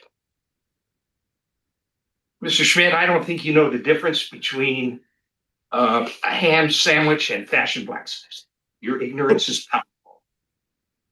You make like you're an attorney and you're not. You've been disruptive and you've been disrupted. Whatever you do with this event right here, that you censure, and I hope you did, strongly advise it. I'm not sure Ms. Nehmer will hear it. She's blameless. Her tiara is a little crooked, you might notice. She has plenty of blame and culpability. Excuse me. Excuse me. Point of order. Excuse me. Why? Is that, she did this? Yes. Get her out of here. You promised you would. You She don't- burned it out. you don't Please run get her out. Please get her out. You don't run this. You don't, we didn't elect Do you hear it? Do you hear this? Excuse me, yes, exactly. I won't Would say you another prefer- word as long as you. Supervisor Gitlin's comments up, I'd like No. to make a comment. He has the right to say whatever he needs to say. I gave you the same right. I have warned you before. I I've told apologize. you- Thank you. Yeah, thank you very, very much. I need you to leave. Thank you. No, I'm not leaving. I won't say another word. Thank you. No, As long allow as this it's not in the wrong. right not to have disruptive behavior in my business meeting. I'm so sorry, you need to leave. All right, I will issue a short break. Well, we have law enforcement here. Yeah. I have a public We have law comment. enforcement here. Okay, no one talks. No, Nobody nobody talks. talks right now. We have a public comment. We need somebody to be removed. This person is disrupting my meeting. Yeah. Oh, Two. Violating US Code 241, deprivation of rights on the. We're not moving it. You can cancel your meeting. That's it. US Code 41. Conspiracy of deprivation of rights on the. So what do the words mean when someone disrupts? Means basically nothing. You can cancel the meeting. Someone can disrupt this meeting. Please keep my time on whatever is left. Someone like Ms. Williams can disrupt this meeting and there You're are no allowing Supervisor Gitlin excessive comment. consequences. Mr. Gitlin, you're using your time right now. Okay, then I'll finish out by saying that whatever happens here, you can promise, and I have the paperwork ready to do, both will be subject to a recall. you, Miss Nehmer, and you, Mr. Schmidt, and I will do that. Plenty of time now. Paper is not in business. I will do that successfully. Thank you. Well, I don't know why you jump when this lady does something. He goes off the deep end last week. Point of order. No. Mr. Well, Chairman. Yeah, exactly. I warned you last time. Please address the harbor business. I'm looking at Don't his talk about harbor business. Other people. She's a commissioner. Don't talk isn't she? about other people. Talk to me. Okay, Talk to the somebody board. in the stand went ape shit last week on her. And you did nothing. I raised my voice and called him a liar. You beat your little toy hammer all the time. This lady asked a question and you go all over her. Who do you work for? You say you work for the public. I've called him 4 or 5 times without a phone call. Talk to you, it's like talking to a pile of dog shit. He says he's gonna give me goddamn paperwork 6 months ago and I still don't have it. Jerry Hemmingson asked for it too. Have you got that? No. So, you know, her double checking your guys' stuff, that's a crime. Hell, I'd be triple checking, quadruple checking. I mean, you sit there with a little smug face with your little hammer thinking you're the law in this office? I don't see it, dude. As far as working for the public, you don't work for me. You know, and I fished out of this harbor for 44 years and I got this now to sit here and look at? I don't get it. Okay. Somebody else. I want to talk about online. May I speak from online? Yeah, go ahead. Hi, this is Robert Dorigo. I rent the little old surf shop there on Anchor Way. I'm a Brown Act fan. You know, I'm not politically aligned with everybody there maybe, but I'm a big Brown Act fan. And even this meeting, it was agendized last week, you know, and these are for urgent matters, you know. And when you take away that and you call it a special meeting, you only give the public 24 hours to prepare for the meeting. I think last week's meetings kind of shows you that this was not an urgent matter, to say the least, since it could have been postponed through, I think, 3 meetings scheduled last week. I'm a huge Brown Act fan, and I rent there. I don't want to cause any waves, but I do expect my supervisors of my county, my city council, members of the council, and I expect the harbor commissioners to be looking at the numbers and double checking them with original sources. This is how you manage a business. I used to take over fast food shops, and the first thing I did was fire everybody because they were all probably part of the reason that my food cost was off, and I hired a new crew. And that doesn't happen in the government, I understand that, and maybe it shouldn't happen. But this meeting is a shame, I think. It's just a shame. I have not been able to make sense of the harbor's finances. You know, I've been asking, hey, can we put those RV parks on Airbnb? I'm glad that there's commissioners and city council members and supervisors that do homework and reach out. Now, if she tries to get 2 other commissioners involved, it becomes a meeting. So all of you are expected individually to go out and do your homework by yourselves and report back at a meeting. You're not supposed to censor your colleague for doing their homework. And yes, the grand jury clearly points out that the Brown Act is heavily ignored in our county. You know, we have a healthcare district that does not physically post their meetings. We have a Chamber of Commerce that has contributions from the various government entities and membership, which makes them a Brown Act body. They do not post their meetings. Maybe the harbor is actually doing better than some of them, but the Brown Act asks you to do a little better than you did last week. It doesn't ask you just to do what you did last week. It's always asking you to do a little better. Thank you. Thank you. Somebody else with a public comment.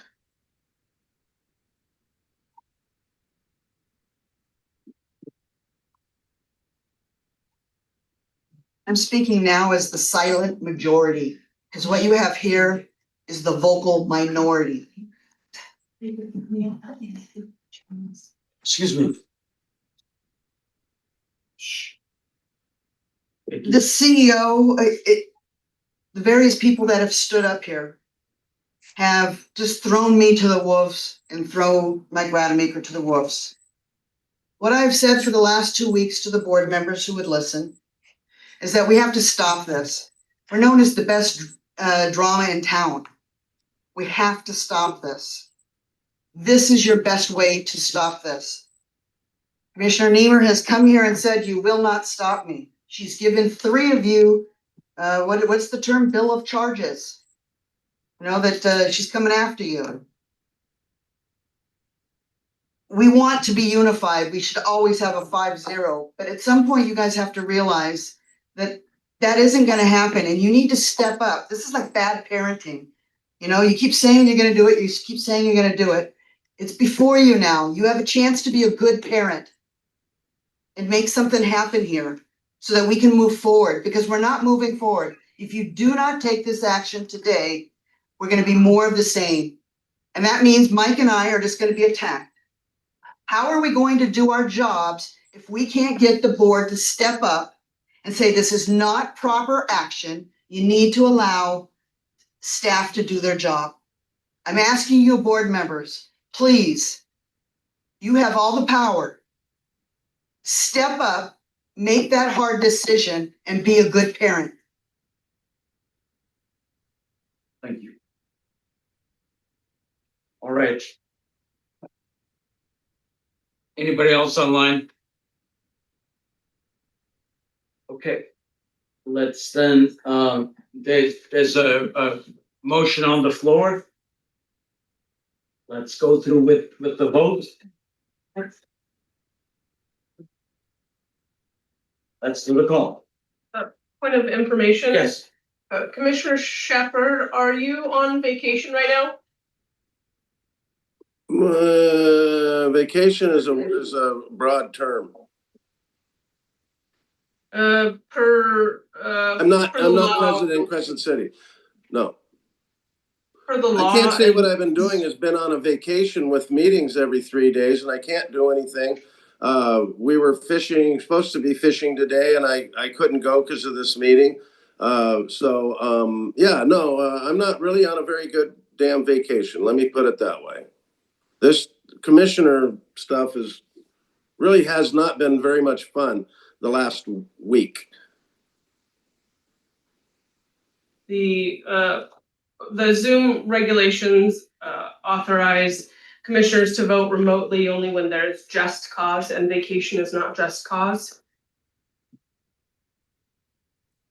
I think there's probably a lot wrong with this vote. Hank brought one out, the Brown Act, the short notification. I'm not liking any of it, and then you won't even admit a reprimand. That everything you've done is perfect, and I'm so sick of it. I'm just so sick of it. I just can't even explain how sick I am of it. So keep it up. Keep going. Bring up all these little legal matters that really don't matter to me. So go ahead. Yeah, I'm on vacation, having a great time. Well, thank you for clearing that. That precludes you from having to vote today. Fine. It's true. Chair Weber, if I may. Yes, please. So my understanding is that Commissioner Shepherd is not participating under AB 2449 for either just cause or emergency circumstances. He's participating under the default Brown Act rules, which requires for remote participation that his location be noted on the agenda as a meeting location, which is accessible and open to members of the public. The address is noted, and it is my understanding that the agenda was posted at that meeting location, just as it would be at the physical meeting location for the commissioners. So in that sense, it's not under AB 2449. It is under the default Brown Act teleconference provisions. Mr. Plotz, can you please repeat that number for me? AB 2449 is the just cause or emergency circumstance exception to the Brown Act teleconference rules that came as a residue of the pandemic.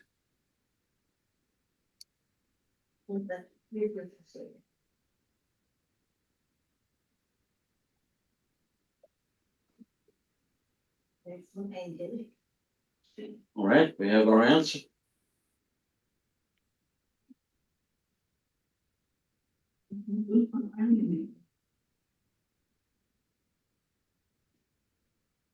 All right. I need the roll call. Commissioner Schmidt? No. Commissioner Evans? Aye. Commissioner Shepherd? Aye. Vice Chair Nehmer? No. Chair Weber? Aye. Ayes have it. At this point, I have told you that there's one, I moved the public comment section to the end. If anybody's wants to make a comment, this is your 3-minute time. That I moved from the front to the end. But what's not on the agenda, please? Yes, I would like to thank everyone for our Veterans Flag Flying. I appreciate you guys letting me talking here. I spoke for other people that said I could. I was out of town last week. I would have been here. He called me over in Grants Pass and he let me know that our flag was flying. So thank you very, very much. You're welcome, Appreciate sir. it. Thank you. Sorry it took till 9 o'clock to bring it down to half flag on 911. I really feel bad about that. No, that's good. I appreciate it all. All right, anybody else? Don't see anybody? Meeting adjourned. Thank you. Recording stopped. Okay, you're still on there.